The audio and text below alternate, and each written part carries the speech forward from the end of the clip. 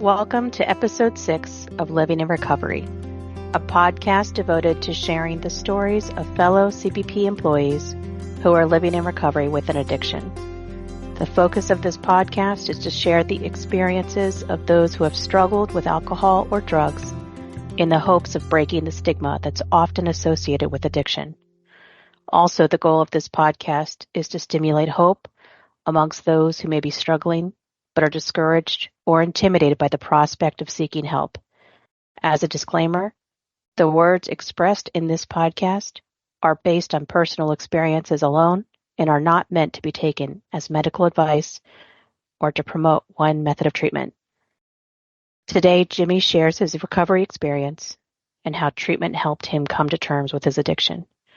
Now Jimmy discusses what works for him in his approach to recovery. Jimmy, when did you first know there was a problem? Pretty much the first time I drank. I don't have an off switch. So probably 12 or 13, I went to a party and somebody had a bottle of wine and somehow I ended up passed out behind the shed. From the first time I drank, I didn't have an off switch. I didn't know that was a problem then, but I just, if there's alcohol, I'm going to drink it. What thoughts and feelings did you have when you realized that this was a problem? Desperation. In my teenage years and in my early 20s, I didn't really think of it as a problem. It was just a lifestyle choice, maybe not a good one, but it was a lifestyle choice. And as everyone around me started growing up, I had less and less friends. And then you wake up one day and you have no friends and nobody wants to hang out with you because every time you drink, you're going to end up passed out in a corner. You said you thought of this as a lifestyle choice in your teens and 20s. What switched that mindset for you from lifestyle choice to, oh, this is a bigger issue for me? When I quit drinking, no matter how much I drank, I showed up to work. I always went to work. And now this was before CBP, but I didn't call in sick ever. And it was a Thursday before payday Friday. And so I had no money and I wanted to drink and the neighbor needed his brakes done. So I called into work and did my neighbor's brakes. And I got the $20 for doing his brakes. And I was just so disgusted with myself. I was like, oh, so this is who I'm going to be now. In 6 months, I'm not going to have a job. In 9 months, I'm going to be homeless. And so instead of taking that $20 and buying beer, I went to a meeting. But I had beaten myself down to the point that I knew that I knew that I was going to be dead if I kept doing what I was doing. And so I went to that meeting and I was miserable. And I got home and my mother had known that I had gone to a meeting. And so she called me and she was real excited. And she said, oh, hey, how was it? What do you think? What do you think about it? And I said, oh, it was horrible. I hated it. And you could kind of hear the disappointment in her voice. And she said, oh, okay. Well, so what are you going to do? And I said, well, go back tomorrow. Because that was the last shop on the block. That was, I just had to make a choice I just thought I was going to be miserable for the rest of my life, but I was going to be miserable and alive, not miserable and dead. Mm. So your mother knew that you had an issue with alcohol? The whole world knew I had an issue with alcohol. I worked in restaurants primarily because you can work in restaurants and be a drunk. So I was a cook for a lot of years, not because I liked cooking, but because you can show up drunk. Because like I say, I always showed up to work. In whatever state I was in, I showed up to work. So that was a job that I could hold and keep doing what I was doing. How did your alcohol use impact those around you, or did you know? At least for me, alcohol it makes you very selfish, and I don't mean selfish in a mean way. It's just getting that next bottle of liquor, that next a case of beer is more important than anything else. It's I was married briefly, and it ruined that marriage. It ruined every relationship I had, and it wasn't because I was a bad person. I don't think people thought I was a bad person, but I was addicted to alcohol, and I had to prioritize getting alcohol above everything else. And, that's what I did for a lot of years. And that drove people away, because you couldn't count on me for just about anything, because if I needed to drink, then I needed to drink. And it didn't matter what I had promised to do for you. I was going to find a way to do that. So what made you choose AA? Was that just the known available? I'd had an uncle that had been in the program. I had a landlord that was in the program for a little while, and she had given me a copy of the Big Book, what AA calls the Big Book, the basic text of Alcoholics Anonymous. And I had read the book just for something to do, and so I was familiar with it on that level. And then what I'd seen on TV or in movies. Didn't really know what it was about, but I didn't know where else to go or what else to do. So that's where I went. When you decided to start going, was it a choice to just continue showing up? I was an everyday drinker. I mean, from probably the time I was 16 and a half and 17, I drank regularly. By the time I was 19, I drank every day. And I mean, I might have missed a day or two a year from the time I was 19 until I was 30. I drank every day. I knew I needed to quit drinking, and that scared me almost as much as dying. But that will to survive, I guess. I don't know. There's something kicked in, and I just decided that's what I was going to do. And if I was going to do it, I was going to do it all the way. So from that first meeting, I never drank again. After 2 days, I went to bed for 4. I was pretty sick, just going cold turkey off of alcohol. And so I went to 2 meetings and then didn't show up for probably 4 days. And then for the next 10 years, I probably went on average 6 times a week.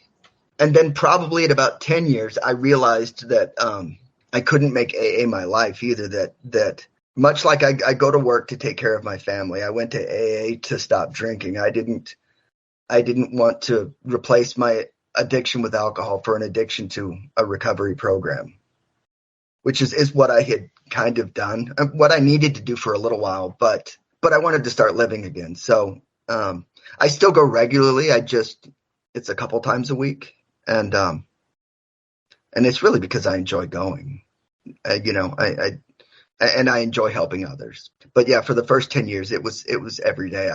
That's what I needed. So that's what I did. Much like drinking, for the next 10 years, I pretty much prioritized AA over just about anything. If there was a birthday party or something I was going to go that somebody wanted me to go to, I'd figure out how to go to a meeting earlier in the day or something, but I was still going to go to a meeting. For a long time, that's what I did. You said you enjoyed going to the AA meetings. What did you enjoy about it? You make friends. And so one of the things that they suggest in AA is you get something called a sponsor, which is just somebody who's been in the program a little bit longer than you, and to kind of guide you, teach you, help you through the process. The man that I picked to ask to be my sponsor was 2 things. He was always happy, and he scared me more than anybody else in the room. It was a retired drill sergeant. Oh, wow. Yeah. But I wanted what he had. I wanted to be happy like he was. I didn't want to pick somebody. I didn't want to try to find somebody who was going to take it easy on me. I wanted somebody that was going to tell me what I needed to hear. And did he? He did. He's still one of my best friends to this day. That's awesome. Sounds like you picked a good one. Yeah, he's a great guy. Yeah, he was my. I moved across the country for CBP for the Border Patrol, and so when I made a geographical change, I needed to find a sponsor that I could meet with face by face. But that was the only reason he's not my sponsor anymore. What do you feel like you got from meeting face to face, other than besides making a phone call? No, there's nothing wrong with making phone calls a lot, but just that human contact, being able to sit down with somebody and talk face to face, for me, that was important. That with technology, whether it's Zoom meetings or phone calls or anything like that, they're great, and you can do that a lot of the time, but we're communal creatures, and at some point you need to sit down face to face. For me anyway. So you moved across the country and picked right up where you left off, found a new sponsor and well, I wouldn't, I had to find a meeting that I wanted to go to, because like anything else, the rooms of Alcoholics Anonymous are full of different personalities. And so I wanted to find people that I wanted to go to meetings with. I go to a meeting now at a recovery house. So it's most of the guys are in there. It's pretty fresh, pretty raw. I think that I can help them some, and there was lots of folks there to help me. And so it's important for me to help them. You said that you were drinking into your 20s. At what age were you when you went to AA? 31. So just into my 30s. Gotcha. Yeah. So I drank straight through my 20s. And you're at a point now where you're at this recovery house, and have you gained any sponsees? I do work with some of the guys, but a lot of these guys, it's one of those places they go to kind of dry out before they move on to either to more recovery or they don't figure it out and they go to jail so I work with them, but I haven't picked up any long-term sponsees. They typically come to where I'm at. It's kind of a rural part of the state, and they come down here to try to get their head on straight and to just get through the initial steps of quitting drinking. So I don't tend to work with people more than 30 days. There's some that I still talk to on the phone, but because the way the program worked for me was you have to meet face to face sometimes, I really encourage them to find a sponsor wherever they end up. Do you feel like it helped your own recovery to be at this recovery house helping these guys? Oh, absolutely. So after I'd been sober for 1 year, for the next year, every Monday I went to the juvenile detention facility and talked to a different pod of kids. And some of them had already started having problems with alcohol. Some of them didn't have any, but I'll say what kept me sober my second year was going and talking to these kids every Monday. I'd go spend an hour or two in juvenile jail. It was hard, and these kids didn't really want to talk to me, but it's my hope that something I said to some of those kids helped them later on. I don't think I helped any of them right then, but it certainly kept me sober. Working with others it's an important part of what I do. It's important for me to give back. And so that's where my recovery is now is I'm past the desire to ever want to drink again. You could set any kind of liquor or whatever in front of me, and I'm just not interested in it. I grew up in a part of the country where there wasn't seafood, so I didn't grow up eating seafood. So if you put lobster and shrimp and salmon or whatever in front of me, it's not interesting because I don't eat seafood. And that's how I think of alcohol now. I mean, you could set it there, and it's just, I don't look at it as something, oh, that looks good. It doesn't look good. It doesn't look bad. It's just something that's not for me. You said you started treatment in your early 30s. Yeah. Were you concerned that would hurt your career in law enforcement? Well, I didn't start. I was hired on by CBP at 39. So I'd been sober when I applied. I'd been sober 7 years. I was very concerned, but I was very open about it, about what I'd done and what I'd been through. Nobody really seemed to have a problem with it. I was at oral hiring boards, which is part of the process to get into the Border Patrol.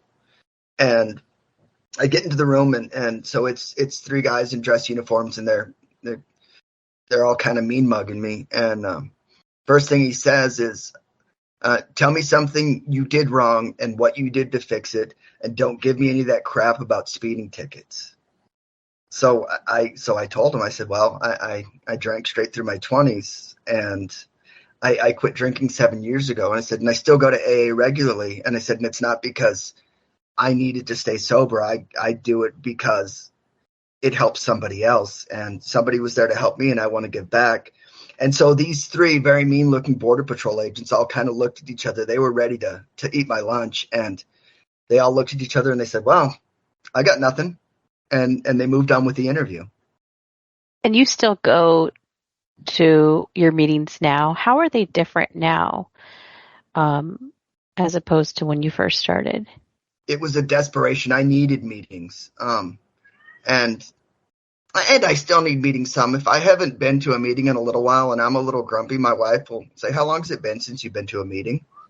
And so they still do good for me, but I go now because it's something I enjoy doing. I'm happy to go now. And and early on, I couldn't figure out. I showed up that first night. I showed up, and all these people are hugging and talking and laughing, and I couldn't figure out what. I was like, well, then they must not be alcoholics, because they're way too happy. What's wrong with these people? And I figured out that if you just do what these real simple suggestions, if you just do a couple things, the world opens up to you. You can do just about anything by not doing one thing. It's an interesting way to look at it. Just that first step and then the next one. And I did the steps twice because for me, brutal honesty was important, which is why I picked a drill sergeant. I couldn't do, one of the sayings in AA is fake it till you make it, which just drives me crazy, because I spent my 20s lying, doing what I had to do to get that next drink. And so when I showed up to AA, I wasn't going to fake anything. If I was having a good day, I'd tell you I was having a good day. If I was having a bad day, I'd tell you that too. I had to be honest. So I worked the steps twice. I got to 10, step 10 in the program. And because I started out as an atheist, the life that I had led, I just couldn't believe that there was a higher power. I just couldn't do it. And so I had to figure out how to work the steps and how to do them faithfully and honestly as an atheist. And that took me a while. And then I got to step 10 and I found my higher power. So I had to go back to this room that was full of people that didn't like that I was an atheist and didn't like that I wasn't doing the steps the way they wanted. And I had to go to that meeting and say, yeah, guess what? I'm going to start the steps over because I found a higher power, and let them gloat. And I really didn't like that, but my program was a program of brutal honesty. And so when I found a higher power, I had to go tell them I found a higher power that works for me. And so I started over. Wow. Back to step one, but in a new mindset. But including the higher power part in, how do you do it without a higher power? And then, okay, well, now I have to rethink it and I have to rework these steps, but include my higher power in that thought process.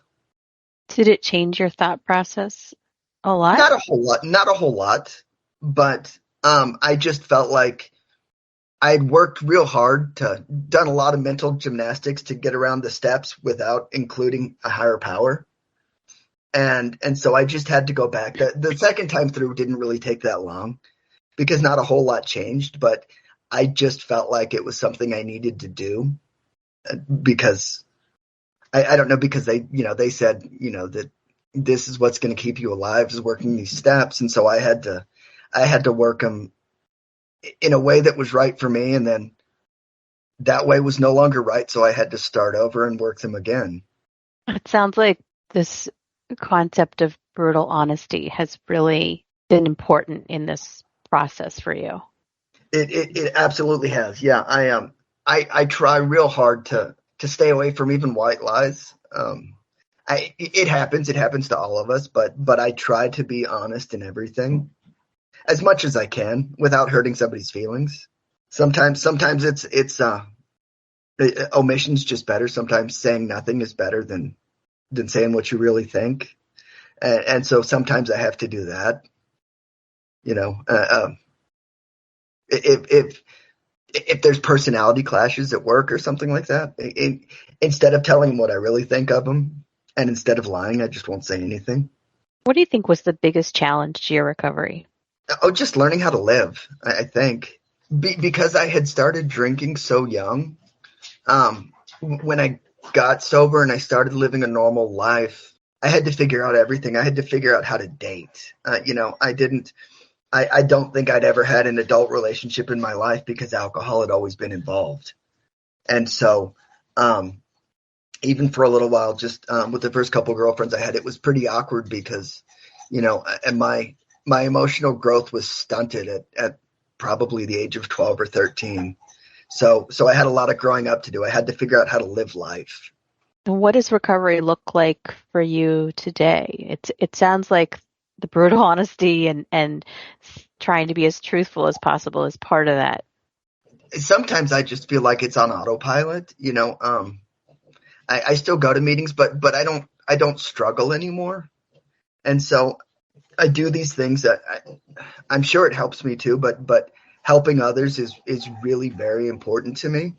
And because if nobody had been there for me, I would be dead. I have no doubt that I would be dead. I would have died many years ago. And so because somebody was there for me, it's important that I'm there for somebody else. So that's the biggest part of it, I guess. Now, the rest of it's just living life. It's just happy, joyous, and free. The doors that have opened up because I don't do one thing are beyond imagining. The stuff that I do in life now is just things that I never thought I would do. How do you think it has changed you in recovery from the person you were in your 20s? Well, like I said, I don't think that I was a bad person. My first ex-wife, she would say that, that she got a good hour and a half, and then the lights went off, that the light went out of my eyes because I was drinking. And I don't think I was, I still tried to be a kind person as much as possible, but that was number 2 or number 3 on the list because, getting alcohol was number 1. It was always number 1. Is there anything you put into practice? You said helping others. Are there any things that you do that help maintain that recovery now? That's a big part of it. Really helping others is what I think I get out of it. I mean, besides helping others, which is important, is if I need a reminder of who I don't want to be, I go to that low bottom club and I see people who are going through the things that I went through, 20 years ago, and just that reminder of that I could have that back in 5 minutes if I wanted, that. And so that I have to keep that in the front of my mind that no, I don't get to drink anything ever, but I don't really know why I would want to. It doesn't, I have no problem going to a concert or a bar or, a work function where people drink. That's not a temptation for me. But I can see what my first wife saw. I can see the lights go out. People think they're having fun, but they're just not part of themselves, and usually the best part of them has kind of gone away. And I don't want that light to go out. I'm perfectly content drinking a Coca-Cola and doing my thing. What would you say to someone who may be trying to decide if they should be getting help? give it a try. Give it a real try. Give it 30 days. And if you hate it, you can always start drinking again. But we'll always be there when you decide to quit. I know that for me, it felt like getting alcohol, it was a desperation. Like I was going to die if I didn't drink. Now, I knew that I wasn't going to die. If something happened and I couldn't drink, I wouldn't die. I'd just be miserable. But it was that kind of obsession it was that important to find alcohol. And you can have that back anytime you want. But the things that you can have by just not drinking, give it 30 days and you'll probably like what you see. And if you don't, it's real easy to go back and you can have the other one back anytime you want. Why should anybody decide to seek help if there are clearly some understandable reasons why they began drinking in the first place? The life that you will get in return, you may not get everything back that you've lost through the drinking, but the things that you will gain by not drinking so far outweigh what you think it is that drinking is giving to you. And I get it that's hard to believe. I've been on the other side. But almost anything you want in this world is attainable if you just don't do one thing. It really, really is. Anything else you'd like to add? If you're on the fence about it, just give it a try. Give it more than a couple days because you have to let the stuff leave your system. But give it 30 days, and I would bet you money that things may not be better yet, but they certainly won't be worse. And if you can do 30 days, then try 60, and you're gonna see. And if you can do 60, then you can do anything. You really can. Make a list of what drinking gives you and what drinking takes away, and see which one's longer. Thank you for joining us for this episode of Living in Recovery. If you or someone you know needs help, reach out to the Employee Assistance Program to reach a licensed professional counselor at 1-800-755-7002. For additional resources related to the Substance and Alcohol Misuse Prevention Program, please visit the CBP Wellness and Resilience Program page on CBP.net. You can also send questions directly to cbpresilience@cbp.dhs.gov.